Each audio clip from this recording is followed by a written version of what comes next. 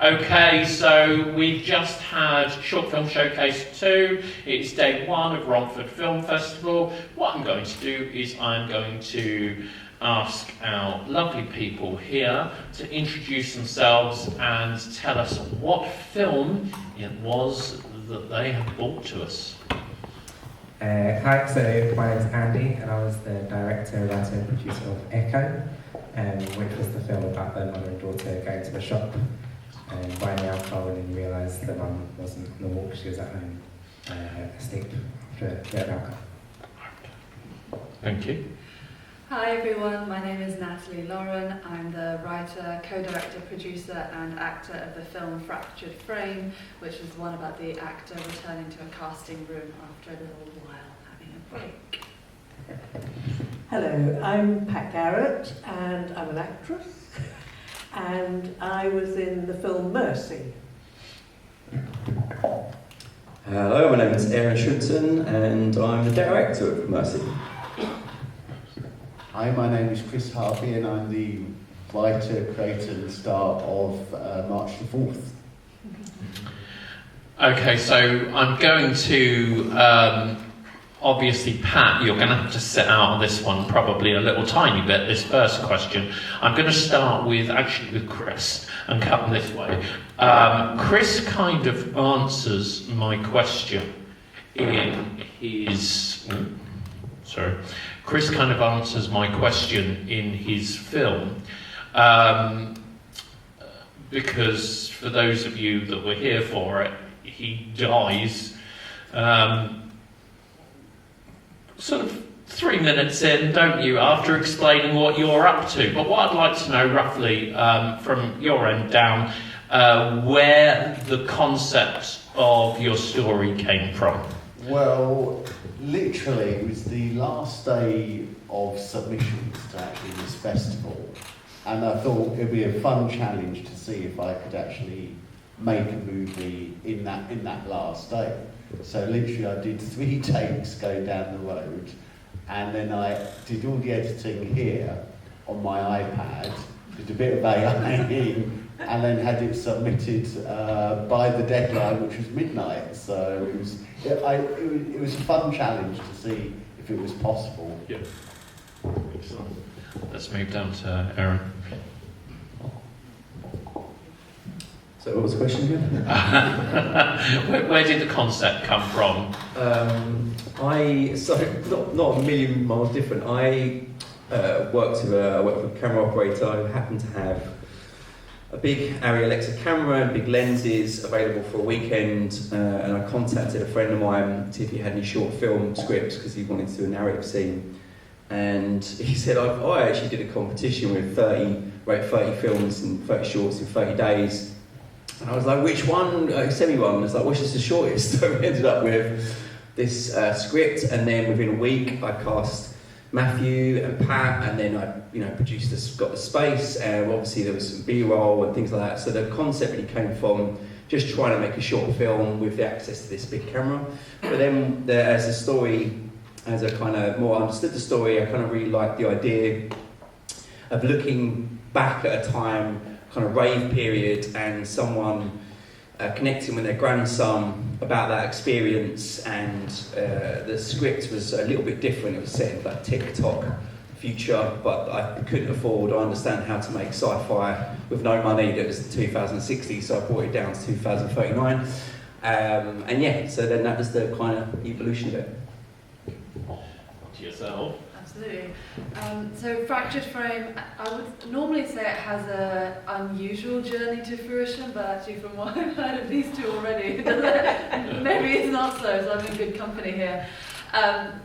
Fractured Frame came about because I was at a festival a year ago where there was a pitching competition happening it was things like £100 and a studio space in Richmond, some tech support and things like that.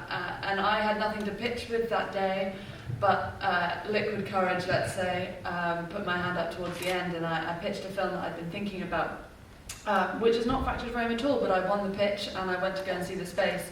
and I wanted to make the most of that opportunity to be able to work with this casting studio. It was like a photography studio, and I think when they put that prize up, they were expecting people to come and do headshots or family photos or something like that.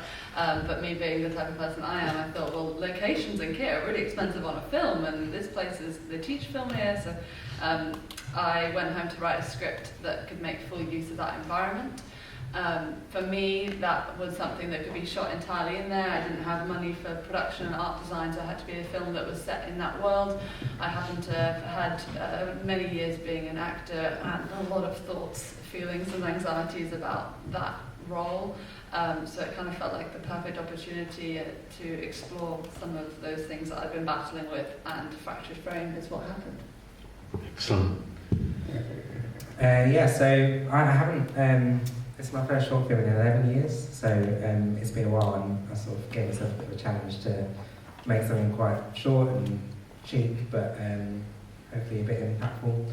And I work with a few different charities making films for them, so NACOA, National Association of Children of Alcoholics, I wanted to make a film for them, so I decided to release the concept of two people walking to the shop, I spoke to some children of alcoholics beforehand to understand sort of a bit more about what I'm working with and the concept and their experiences, and some of that came about was that often when they leave the house, they're wearing a mask. It's a different life. They're everything's sort of behind closed doors, especially in the South Asian community. So that's really something I wanted to explore. So the first one in a while, but I just wanted to get one out maybe. Where did you shoot the film? That was in Stoke. Okay, because I was thinking to myself, this guy's from Chelmsford. It is Chelmsford, isn't it, that you're from? And this doesn't look very Chelmsford. Because, most people, when they're shooting with limited budgets, they're going to shoot on their doorstep. So how did you end up shooting this in Stoke? Yeah, that's a really good question. So I run a production company called Druity Films, and we are actually based in Stoke, but I work remotely from Chelmsford, and I also, my colleague's part of the Staffordshire Film Collective, so one of the most expensive things was me going up to Stoke for the shoot really, and everyone else was based in Stoke, so cast and crew who gave their time, which is amazing, for a long shoot. I mean, the thing about Chelmsford is, for those that you don't know, it's all quite clean and bridgy, and and I just kept looking at it, and I kept thinking, I don't understand. So thank you very much for that. Back to Erin, and actually, I mean, there's a little bit of mortality in all of these films, isn't there? In one degree. But it's quite, in terms of the concept, it's quite interesting way of going about talking about a tricky subject that is in the public eye quite a lot right now. Did you, whether it's personally or with your team, have any sort of challenges in terms of what you were doing, whether it was... You mean discussing the subject matter? And do you, and where do you, if you don't mind me asking, where do you stand on the subject? Me, personally, I always think if anything was wrong with me, I'd be straight off to Switzerland, I'll briefly talk to Pat, and I might pass on to Pat. So the script was written by my friend John, and he just was thinking about a time with his grandma and wishing he'd had that time, and they talk openly about their kind of experiences when she was younger, to that connection point, and I think he put it in the lens of TikTok or kind of a social media app where you can literally see, someone's previous experimental life, and that was probably about the depth of it for me, but I was very sensitive to the fact that it's quite a dark subject matter, but within my own personal experiences of bereavement and grief, and those moments actually can have moments of brevity, and as difficult and emotional as it is, it's good to look at some of the lightness of that. In terms of assisted suicide, where do I stand with that? I feel like someone's going through such immeasurably difficult experiences, and I believe to a certain degree it's up to them and hopefully a council of experts. But with, I don't also, maybe if it's like governmentally pushed, I'm not sure I completely feel comfortable with that as well. Yeah. Go on, Pat, what have you got to say? Yeah, I read the script and I just thought absolutely 100%. Incredibly hard to give someone that you absolutely love that responsibility. But dignity in dying is hugely important to me, and I'm old now, so I have discussed it with my partner. We both agree that neither of us want to live if we can't enjoy and love life and do the things that we love doing and be independent. So I just thought it was wonderful that this character was still lucid, okay, huge problems breathing, and it had become too much for her. But she was still in a position to say, I'm ready now. And that to me was hugely important. And the fact that, I love the fact that she was looking at video footage of her when she was younger with her husband and how happy she was. And I loved that she'd had that yellow flower put in her hair when she was young, and that she had that back in her hair to die. And Matthew was wonderful because we connected very, very quickly. And I really felt an emotional connection there, and I felt he understood, and I certainly understood. And to be honest, it was a joy to have done that. And to be able to do it in a jokey manner. Yeah. Not have to be miserable and depressed and crying and tearing your hair out and all of that. It was lovely to be able to laugh and joke and still have the relationship with my grandson that I'd had before that final decision had to be made. You managed to cover quite a large topic in quite a big portion of story in such a short period of time. Do you want to talk to us a little bit about the process of how, obviously you've got the ability to use things like social media or the videos that you're looking at, but the challenge of trying to fit so much of a life into, what was it, about 6 minutes? Yeah. Was, how difficult is it, in terms of, because we all tend to shoot a lot more than we need. How hard was it a challenge to cut that down? Well, I'm dyslexic. If anyone's ever read my emails, you'll understand that it's very difficult for me. Story crafting, I've learned. I made the first short film, maybe 16 minutes long, and I tried to put everything in it, bar the kitchen sink. And I think because this script was already given to me and it was already short, it actually was real understanding. It was like you say a lot more, we're saying a lot less, and allowing some ambiguity to the audience. And I was watching it earlier, the first comment I heard from someone, which is fine, it's reaction, live reaction, I didn't quite understand that. So I thought, but you're trying to make something where you're leaving interpretation to the viewer. I think it's quite important. And it's given me a big lesson in actually that you can do that. But it's quite hard leaving stuff out and details. Even to the dates, you can see them. One of my friends said, I don't think I need the dates, I don't feel like I need to see that because it distracts me a little bit. So, yeah, it's really, I wish I could say what a definitive answer to this, but just allowing space for the audience, really, and having confidence in that. I've got another question for yourself, because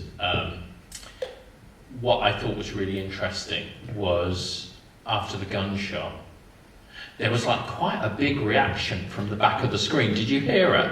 Yeah. That was final. Yeah. Was that in there right from the offset? And do you like when you make films to have a little kick in the end of them? Because You strike me as someone that does. Thank you. I think I'll take that as a compliment. Yes, it wasn't there from the beginning. I have a rubbish memory, but I really vividly remember when I was writing the script. And I have to say it was one of those writing processes where it kind of like came out of me and I didn't quite know what was going to happen, but it's unfortunately quite a personal story, and that was quite a cathartic thing.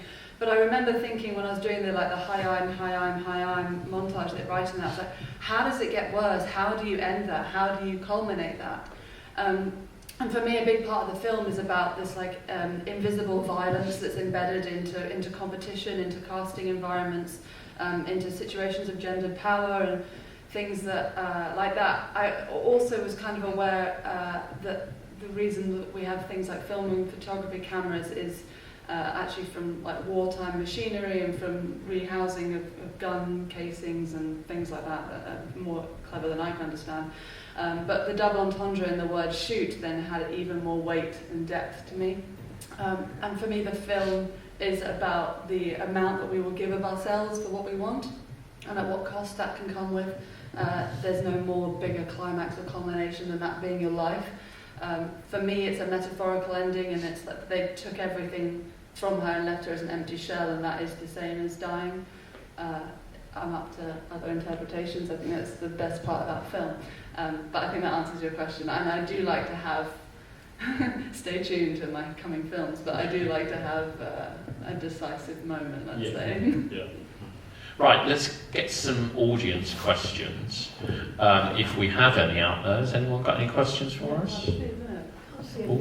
Hang on, Kevin's out there. Silence. Throw your hands up. No? Well. Chris, anything you would have liked to have done had you had a little bit more time? Or did you always plan to wipe yourself out in such a way? Well, I would have ideally liked to have looked much better on the screen, but I actually think that being haggard actually worked sort of quite well, because I was genuinely haggard when I was doing it. I think if I could have changed something, it would be just have a bit more of a better death, as it were, although I did like how the head exploded, but yeah, I was generally, for the short time I had, I was generally very, very happy. So. Did any of you, actually I'm going to start with yourself, did any of you have I always describe it as like an epiphany moment during the shoot, where something either something went right that you never expected, something happened or you're looking at what you've created and you almost thought, I made that. Did you have any of those moments during your shoot? I'd say right at the beginning, before we shot. So I think the idea, coming up with the idea, you can go so many ways doing it. And I played around with the concept of two people going to a shot. I thought that'd be quite nice and cheap to make, but what is this going to be about? Who's it going to be for? And I think just the twist at the end and the premise, because to be honest, I actually thought of the walk to the shop before I came up with the idea of what this film's going to be at in terms of alcoholism in parents. So I think that moment when you sort of go through a few ideas and you just go and you leave them to just stew for a bit, and then I remember just sat in my bed and I said to my wife, oh, what if it's a child of an alcoholic and the mum's not actually on the walk. So in terms of epiphany, that was probably a good word to describe it, really. And then I came up with it in December, so I really rushed through it in terms of putting together a crew and shooting and getting out there. So this is actually the first festival that I've come to see it. So it's nice round circle moment to come and see it at a festival on the big screen. Thank you very much. This was my first time writing or directing, so I definitely had, when I wasn't running around like a headless chicken because I'm also producing and acting, there was a moment where about a couple of hours into the day where things are being set up and another actor's getting ready for their shot, and you do have that this is happening, this is the thing that I've been obsessing over for weeks and months, and I'm now seeing it, and that's so bizarre. And then someone tells you that they need something or something's not happened, you're like, okay, that moment ended and back to work. But there was one moment that I think is really special at the end of the film. If you remember it, my body is on the floor, and there's this drone shot that pulls up, and then the drone sort of like flies away, and we have a closing credits. I learned that flying a drone indoors with no light is a difficult and challenging thing, and it never did anything we wanted it to do, despite the controller thing, and it kept flying itself into light fixtures and flying itself into a wall to try and find home. So of all the bloody shots that we had, and we shot this in one day, and we were using camcorders and magnetic tape that had to be digitised, and we had our A camera, and we had this drone camera. So we had like no time at all. There's flying hair everywhere, but so we're like, I still want the shot because it's so cool. And our editor, I think, did this amazing thing where he managed to take whatever the footage was that we had, including it flying itself into a wall when it's not meant to be doing that. It's meant to be doing a very dramatic, slow pan. But he managed to make it feel like metaphoric and symbolic to like the end of the film, and embrace it, and added a title that slides over, and boom, we have the end of our film, and that was so cool. A bit of a double question for you. How do you find it wearing so many hats? Sadistic, I think I would say. I love and I hate it, because I wish I wasn't like this, because it's so stressful for me and for like mostly everybody else around me to be a headless chicken, and probably for the crew and cast that I work with. If I'm acting as well, it's a very different relationship to have with your director, to your producer, to your actor. So I'm switching those hats all the time, but I don't think I realise the amount that I'm asking other people to, when they want to be able to direct the actor, but they're aware that that actor is also the person that's paying them or wrote it, and that's really challenging. I would say it comes with a huge sacrifice of a personal life and many other things that I'm beginning to realise how much I value, because I don't have them anymore. But yet I love it, and it's who I am, and it's the way that I'm able to get things made. So complicated relationship, and I go back to sadism. Thank you. Thank you. Aaron, I guess. Sorry. Did you have any sort of epiphany moment during your shoot, other than the fact that you were able to actually get Pat Garrett to do something, and she was in the country for long enough to do it? Oh, Spencer, stop it. I love you forever. And yes, I am available. Just actually that you probably don't need nowhere near as much time as you think, and actually too long in gestation of an idea is actually maybe a bad thing to a certain degree.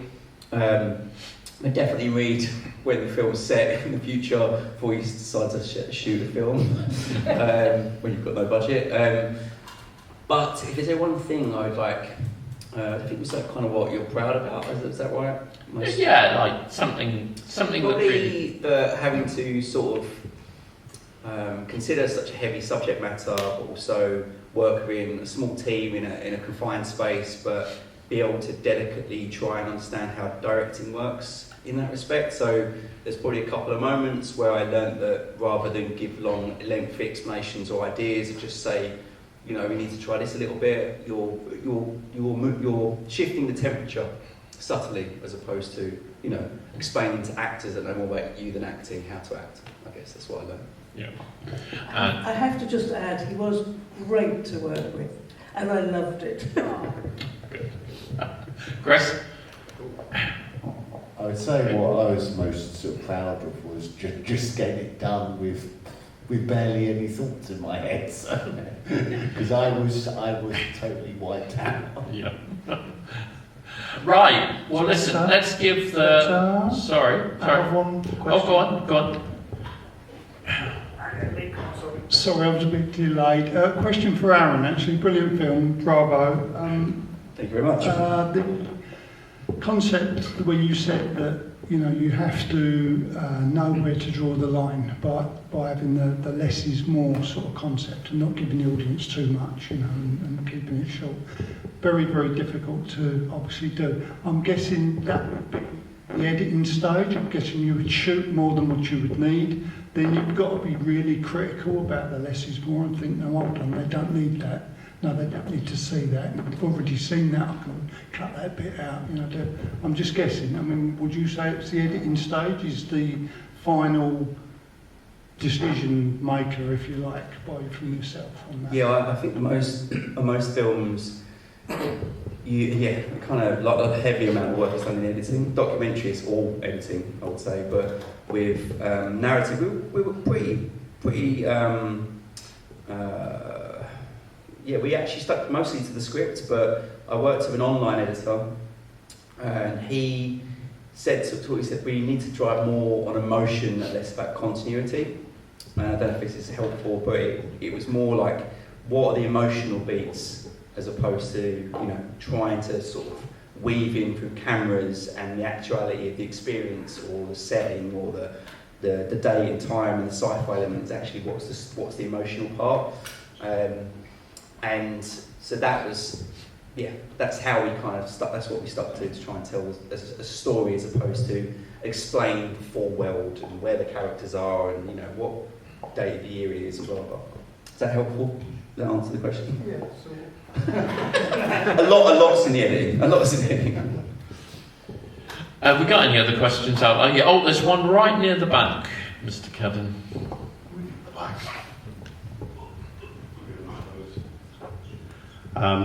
Fantastic films, everybody, but I want to ask Miss Lauren a question.